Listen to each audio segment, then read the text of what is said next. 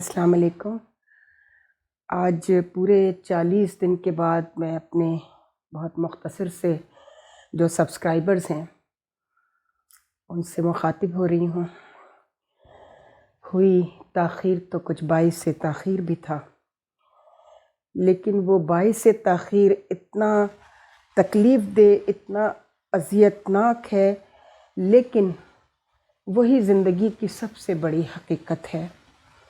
آج میں آپ سے صرف یہ کہوں گی، بار بار کہا ہے، میرا پہلا جو آج سے 3 برس پہلے حضرت شعیب علیہ السلام کی امت کے غرق ہو جانے کے بعد جو وحی ہوئی تھی، آپ نے سوال پوچھا تھا، پروردگار میری امت میں 60% لوگ تو بہت اچھے تھے، 40% خراب تھے، لیکن تو نے میری پوری امت کو غرق کر دیا۔ تو اللہ تعالیٰ نے ان کو ایک وحی کی تھی جو میں نے بتایا، 2-3 دفعہ بتایا بیچ میں بھی، کہ ان کا جرم کیا تھا، ان 60% کا۔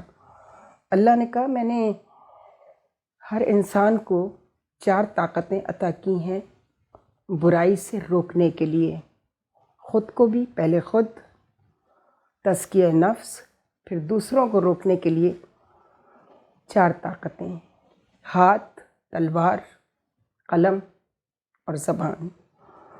لیکن تمہاری امت کے شعیب یہ جو لوگ تھے، انہوں نے کسی بھی طاقت کو، برائی کو روکنے کے لیے، ظلم کو روکنے کے لیے آواز بلند نہیں کی، ان 4 میں سے کسی طاقت کو بھی استعمال نہیں کیا۔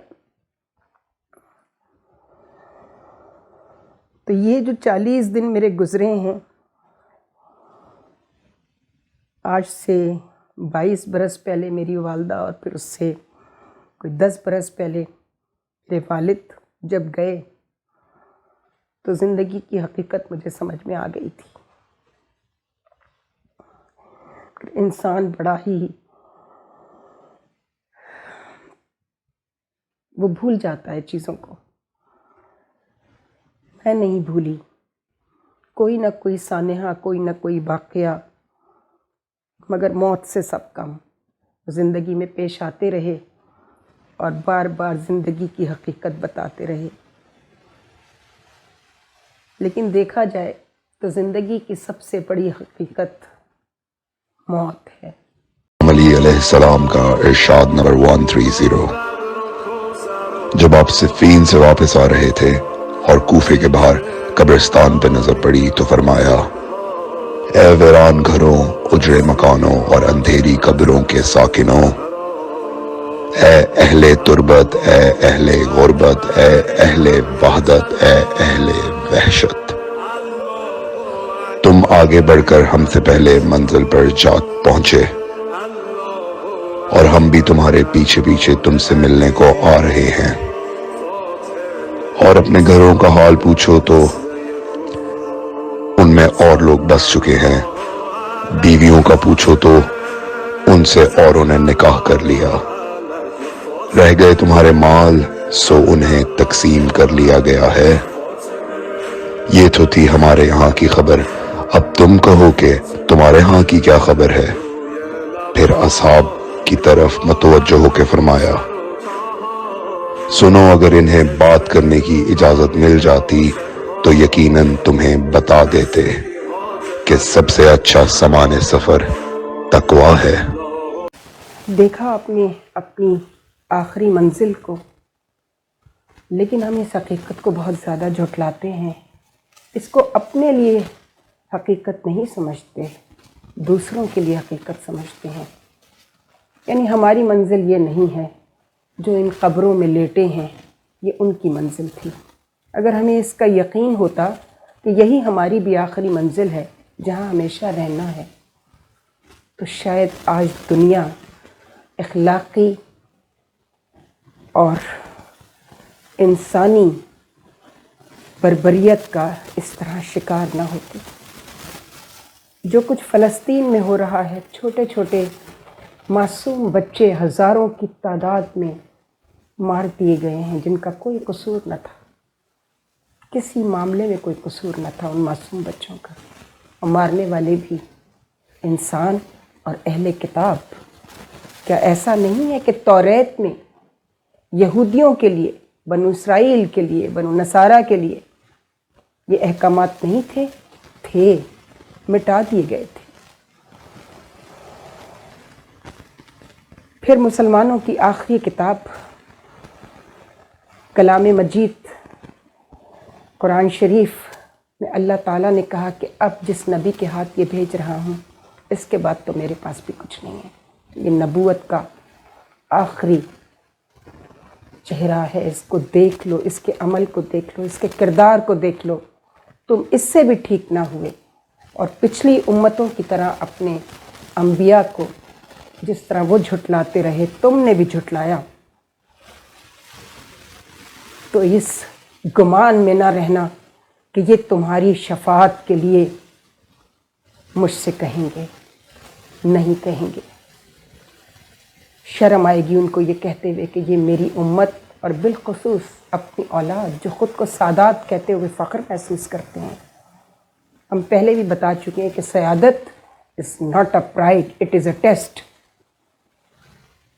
کسی اچھے انسان کی اولاد ہونا فخر کا باعث ہوتا ہے،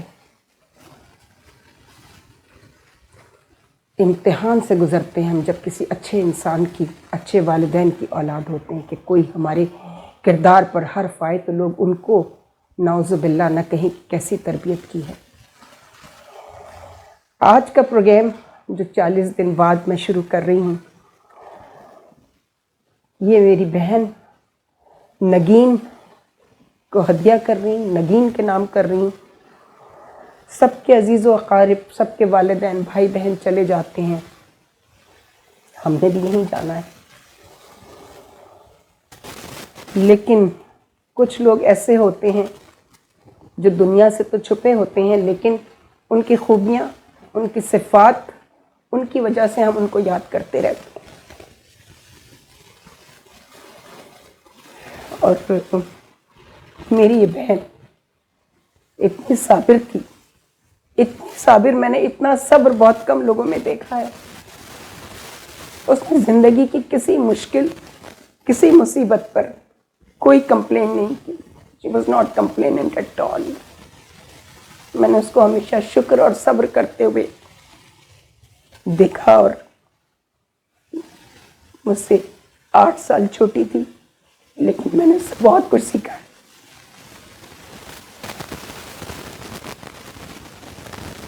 بس یہی کہوں گی کہ ہم ہر مرنے والے کے بعد اس کی خوبیاں تو یاد کرتے ہی ہیں لیکن اس کی ان خوبیوں پر عمل نہیں کرتے۔ چھوٹی چھوٹی تکلیفیں آتی ہیں اور ہم چیخ پڑتے ہیں، لیکن اس کو میں نے ہر حالت میں اللہ کا شکر ادا کرتے ہوئے دیکھا۔ کسی تکلیف کی شکایت نہیں کی اس نے کبھی۔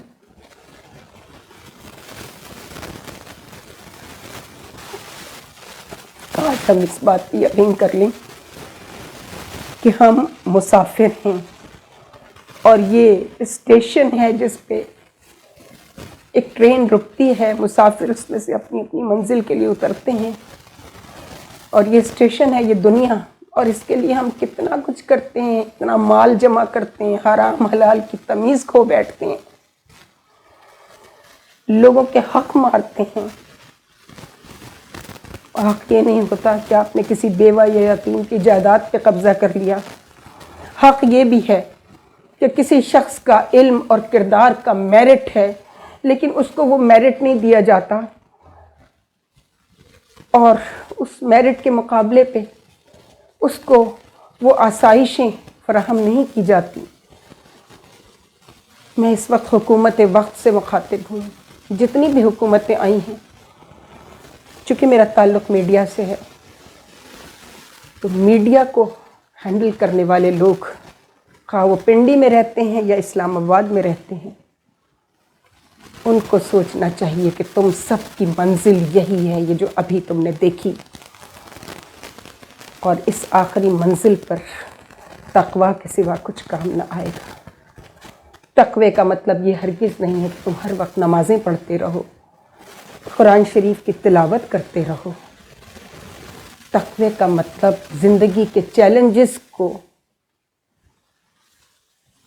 اس طرح ان سے نمٹا جائے، ان کا سامنا کیا جائے۔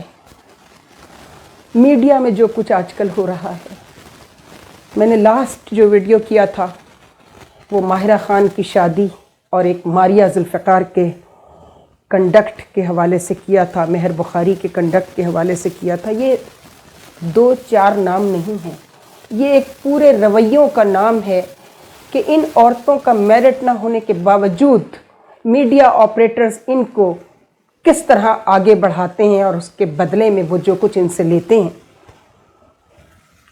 وہ انتہائی شرم کی بات ہے۔ خوف خدا بالکل اٹھ چکا ہے۔ بے تحاشا قابل بچیاں جو ہیں یونیورسٹی سے جرنلزم کر کے ماس کمیونیکیشن میں کام کر کے جب آتی ہیں آڈیشن کے لیے ان چینلز پر تو کیا ڈیمانڈ کیا جاتا ہے، یہ اب کی بات میں بتا رہی ہوں، 3 ڈیکیڈ پچھلے ایسے نہیں تھے۔ مین اسٹریم میڈیا کی بات کر رہی ہوں۔ مین اسٹریم میڈیا انتہائی گراوٹ پر اتر آیا ہے اور ان عورتوں کو ہرگز یہ احساس نہیں ہے کہ ان کی آخری منزل قبر ہے۔ یہ مست ہیں، بالکل مست ہاتھی کی طرح جھوم رہی ہیں پنڈی اور اسلام آباد کے بیچ میں۔